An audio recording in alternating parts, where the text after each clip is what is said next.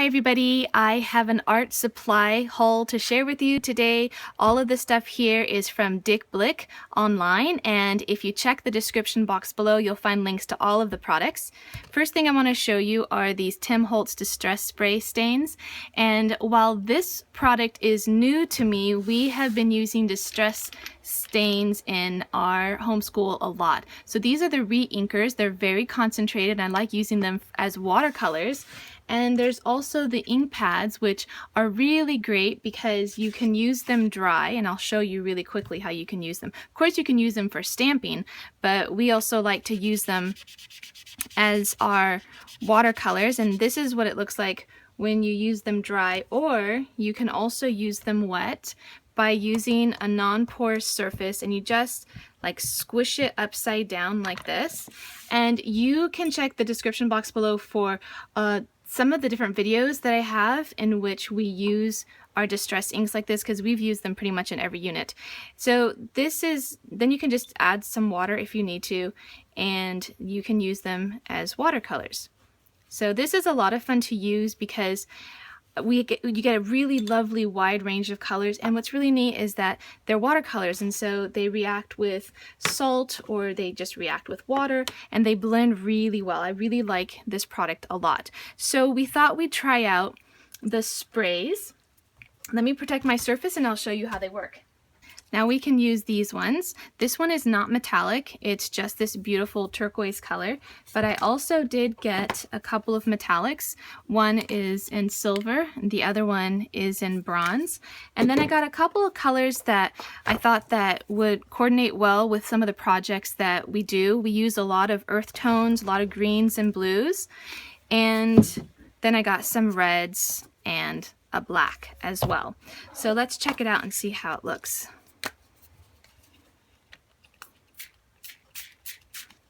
That color is gorgeous. So you can just leave it like this, or you can then use your paintbrush and you can blend the color if you want. You can also drop bigger drops on your page if you'd like. And this is just another technique that's pretty fun to use. Okay, so let me show you what else we got.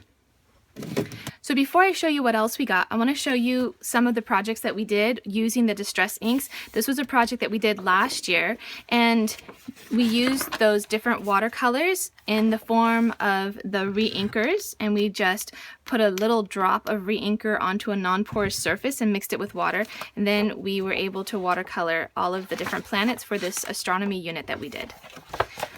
Okay, so then we got something that's kind of boring, but these are non-stick scissors, and this is especially great to have if you are working with anything that's got adhesive or that's sticky. So non-stick scissors are definitely the way to go. And the last thing I want to show you is this beautiful handmade paper. It's absolutely my favorite stuff ever to work with, and we use these all over our schoolroom for all kinds of things. This box was covered using that beautiful paper. Any sturdy box that's around my house ends up getting covered and transported to the schoolroom to hold supplies. But more recently, we also covered all of these composition books. Now, my sister works at a school, and at the end of the year, she has 30 or more composition books that are only partially used, and so she gave them to me, and I just took out whatever pages were written on and then covered the rest of it, and now we have this really beautiful one-of-a-kind composition book. Now this one happened to have most of its pages in, but sometimes if you get a book that you've pulled out so many of the pages the entire thing comes out, that's okay. You can still cover the outside of the composition book, and what I did was I just cut some paper down to size, and this was just white or blank paper, and then I used my long reach stapler here, and also the link is in the description box below for where you can find this. It's awesome. Not only is it heavy duty, but it's also long reach, and so then I can go ahead and make my own notebooks, and you just kind of staple it down the middle, and it can staple up to 25 sheets of paper. So this is really great.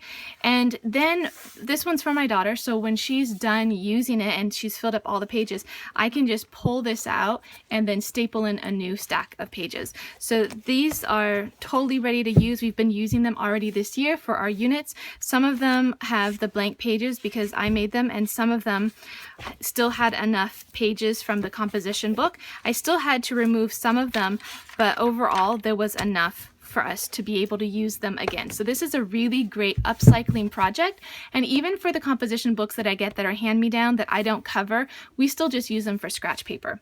So this is what the paper, that's one project that you can use the paper for. There's so many projects. It's really a great kind of paper. It's so easy to work with. It's very thin. It wraps around boxes really easily, and I do hope that you'll try it out if you get a chance. Okay, so if you're getting art supplies for your homeschool this year, please let me know what you're getting in the comment section below. Thanks for watching.